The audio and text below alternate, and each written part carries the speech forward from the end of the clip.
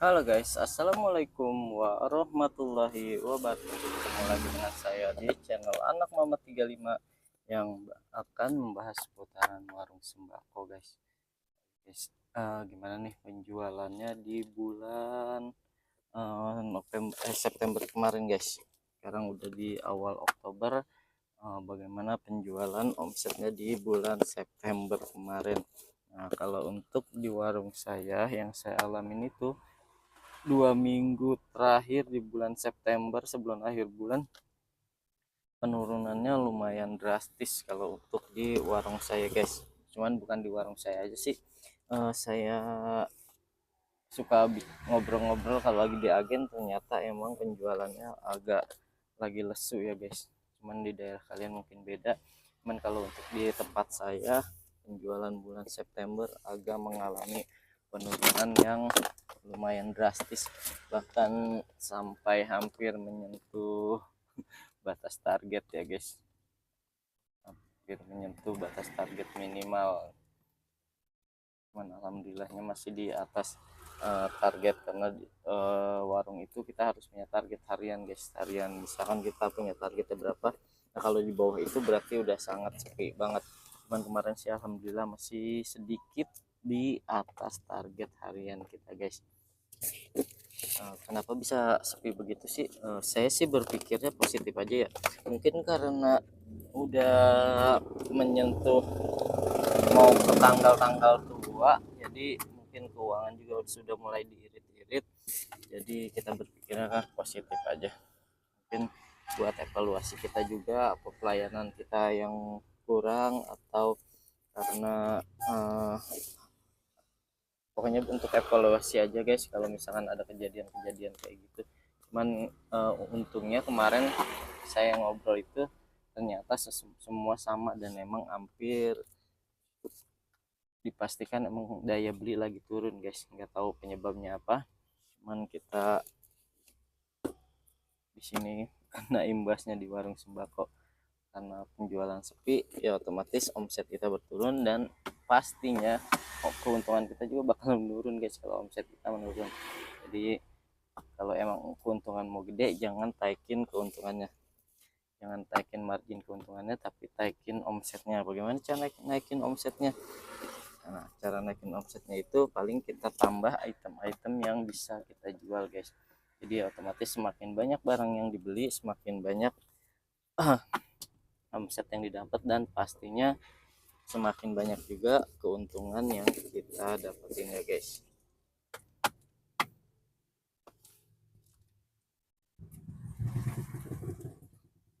Ya guys, sambil nemenin saya buka warung sembako, aktivitas saya buka warung sembako nih setiap pagi begini nih guys. Nyiapin barang, nyiapin rokok,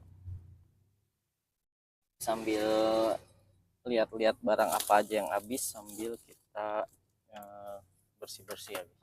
Jadi kalau baru buka itu usahain kita cek-cek barang yang takutnya ada yang dimakan tikus atau apa ya kak.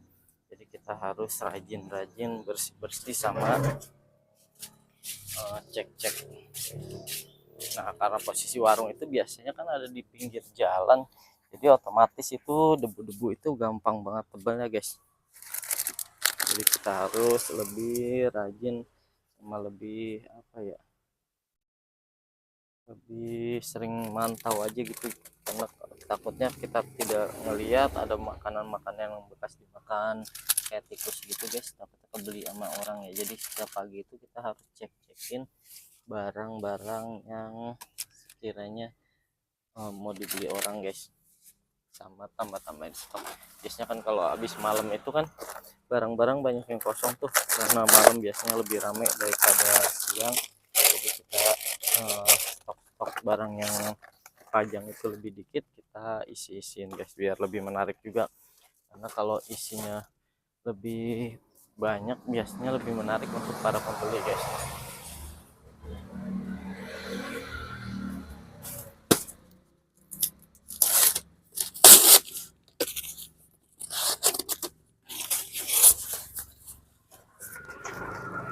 Nah sebenarnya di warung saya juga kayak ada ritual gitu guys. Nih misalkan kita nggak ada beli nih, nah nanti kita yuk, nah nanti kita keluar tuh, kayak gini nih. Nanti biasanya nggak lama itu bakalan ada pembeli.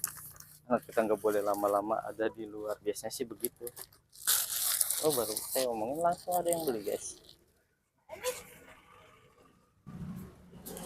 Jadi kayak ritual gitu guys. Jadi kalau kita di dalam lama nggak ada yang beli, kita coba keluar atau coba makan, itu hampir sama.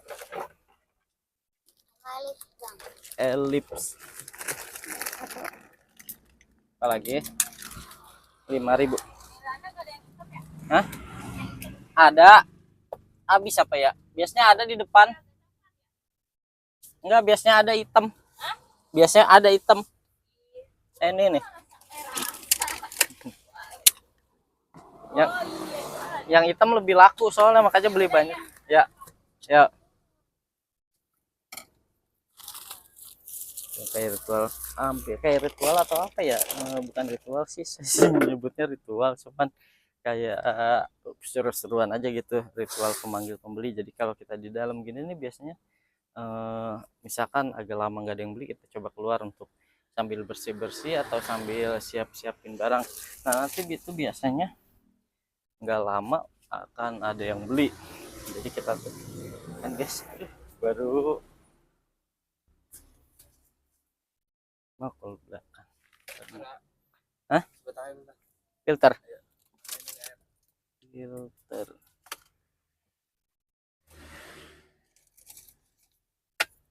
Di 3,5. Ya, makasih.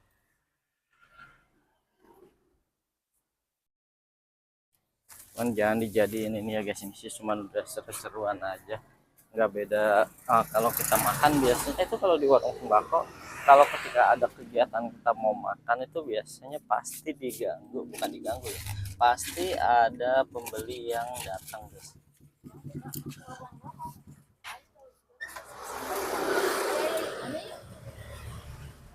Kalau kayak gini sih percaya nggak percaya, cuman ini yang kita alamin, ini salah satu karena warung di warung sembako.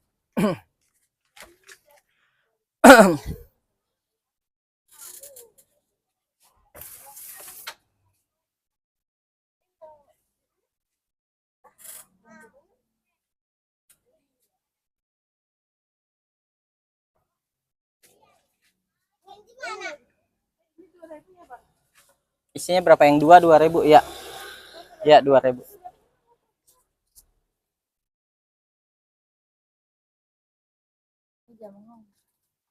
Lanjut dua mah kode, makan aja makanan sweet.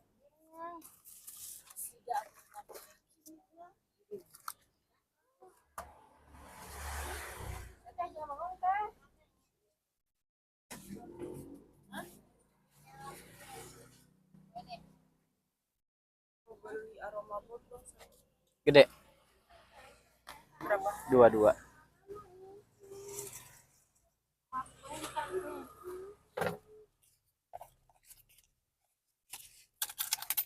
Kembali 8.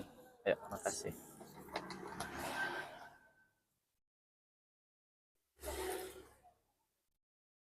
Gendut, itu Dedek. Ya. Jet, kuenya apa? Ini 1.000 berapa ini? 1.002. Belum sekolah yang kecil. Yang kecil belum.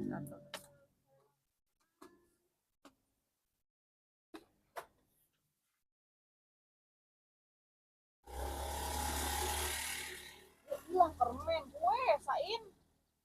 Udah namanya bagus-bagus panggil Sain. Itu kue aja no, kue no. Sweet, apaan itu? Ya, ambil 2.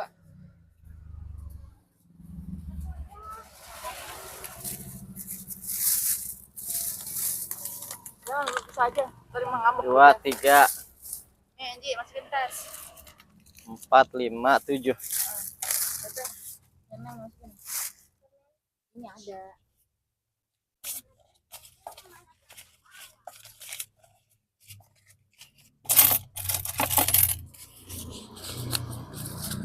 Tujuh kembali 43.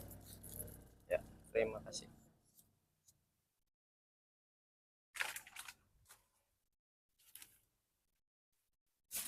Kalau warung saya itu keluarnya agak agak lumayan susah ya guys, jadi nggak gampang lalu lalang orang masuk. Jadi kalau keluar masuk itu agak lumayan jauh jalannya, jadi putar di balik kemari ini nih akses masuknya. Nah, kita sambil bersih bersih sambil cek cek barang yang kosong, karena biasanya kalau pagi itu lebih apa ya, lebih enggak sempat untuk ini, jadi kita bersih bersih sambil isi isi barang yang kosong. Tangga, tar dulu.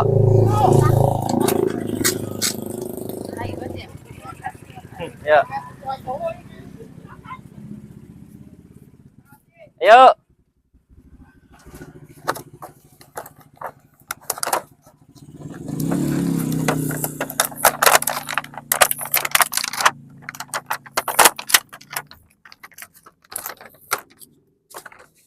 Ya guys, gimana nih cuaca di warung daerah kalian nih guys? Kalau di sini sih udah mulai musim hujan guys. Jadi kalau sore itu udah lebih cenderung banyak hujan. Jadi makanya kayak kemarin saya beli terigu itu cari-cari waktu di jam 2.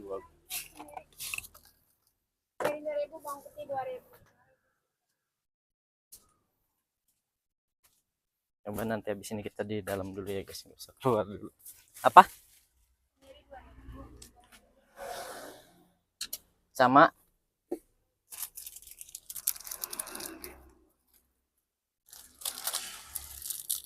Kopinya nggak ada. ada 1.000.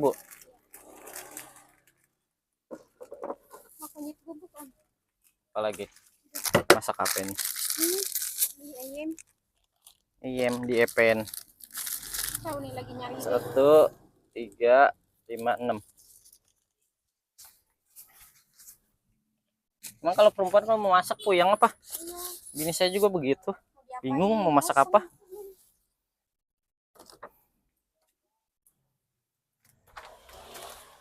Cuaca di warung saya itu udah lebih cenderung ke musim hujan. Jadi setiap mulai jam 3 itu udah mulai hujan. Jam 3 sore. Kadang-kadang ya nggak setiap hari sih, cuman udah lebih cenderung ke musim hujan kayaknya. Padahal sebenarnya harusnya bulan Agustus itu masih bulan musim panas ya guys.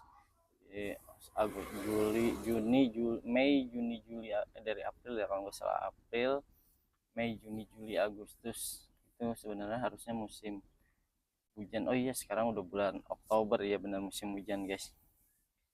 Jadi itu juga agak sedikit mempengaruhi omset ya guys. Jadi kalau sore-sore itu udah hujan, biasanya omset agak sedikit menurun, karena biasanya pusat pembelian itu di habis maghrib. Nah kalau habis maghrib itu hujan, biasanya omset agak sedikit menurun. Cuman untuk bulan September kemarin saya nggak paham kenapa menurunnya agak lumayan drastis.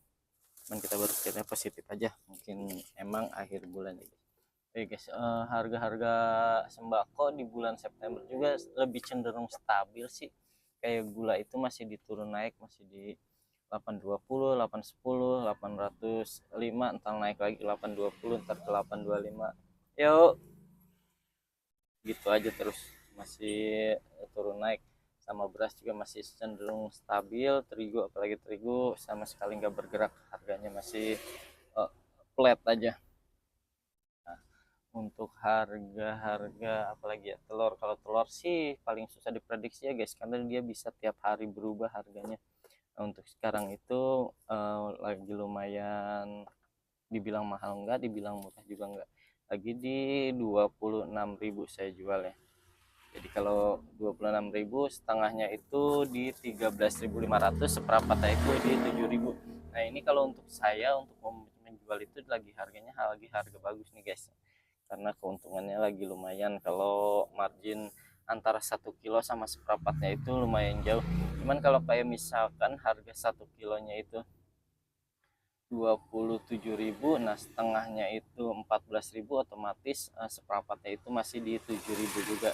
Karena seperempat itu kan biasanya, bukannya kita ini guys, seperempat itu biasanya yang belinya karena emang kebutuhan keadaan uangnya sedikit, jadi mereka beli yang seperempat. Jadi untuk seperempat itu kita ambil di 7.000 juga. Kalau misalnya harga telur di 27.000 1 kilo, kayak sekarang kan 26.000, tetap kita ambil seperempat itu 7.000 jadi 28.000, jadi marginnya itu agak lumayan jauh.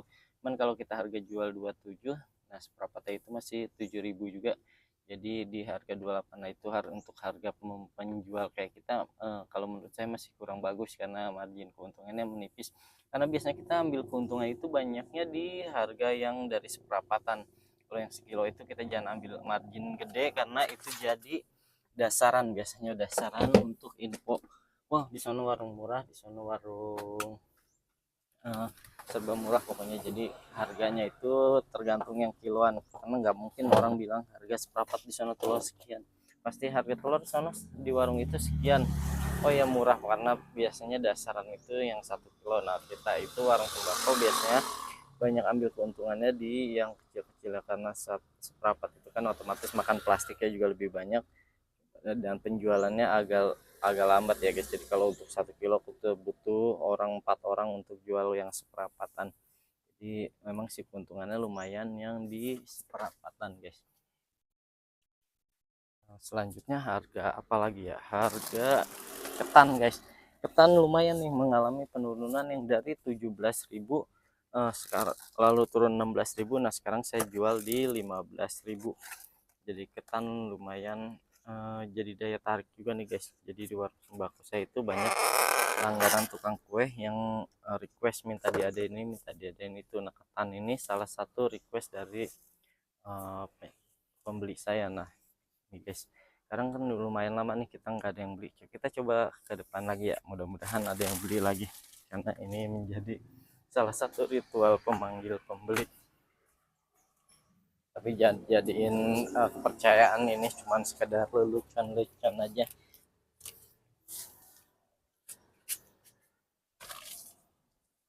Sambil lap-lap toples ini nih. Nah, biasanya kan tebal sama debu, karena warung biasanya pasti di dekat jalan, karena kalau warung itu otomatis biasanya kita cari yang aksesnya itu bagus ya guys. Yang lagi kalau di jalan buntu ya kita bisa aja rezeki mau dari yang ngatur, cuman biasanya nggak ada lalu lalang orang, paling warga-warga sekitar atau tetangga-tetangga kita aja kalau emang di gang buntu ya guys.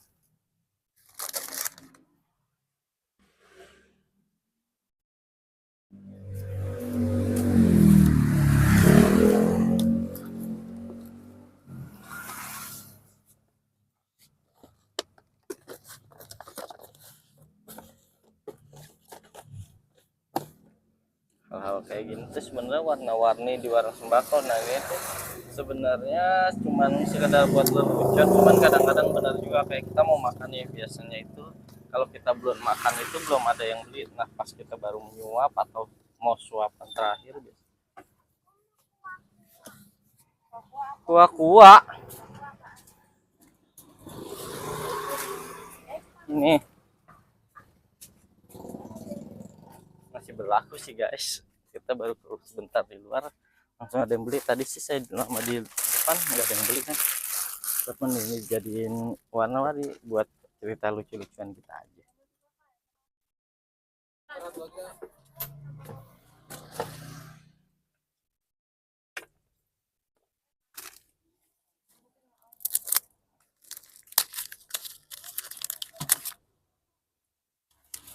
Gunting